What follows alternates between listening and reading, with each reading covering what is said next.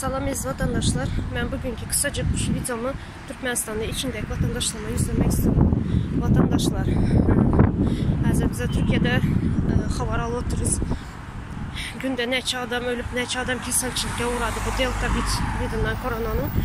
Yaşı, ulu yaşı kiçiğe karan yok. Şunun için aziz vatandaşlar, hayır sizden çağalarınızı okuvayı vermeyin. Hazır böyle paxta sezonu başladı. Paxta sezonu, paxta üçün çağalarınızı abradın izinə okuva aldılar, alıtıranlar. Sizlərin okuvayı verdiniz, kələyinizi işlədim biraz yine hayır sizden.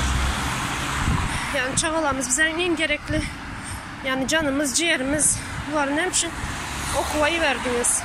Sonra hazır dolar düştü. Hem mesela 2 esnaf kımmatladı. Sizler halı sesiniz çıkarmaya otobüsler. Zaten Türkmenistan'da açlık. Yani adamların immuniteti düşük, immuniteti yok. Bu keselçilikten, bu keselçilik koronanın delta virüsü böyle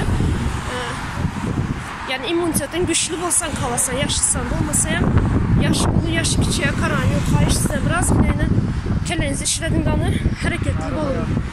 Biraz düşünceli olun, hareket edin. Susmayın, bundan ötesi yok. Bol mu diyeyim? Hayır sizden. Çıkın ortaya, geplemeye öğrenin. Ötesi Türkmenistan'ım sizin arkanızdan hiç nem etmeyin, çekilmeyin, korkma.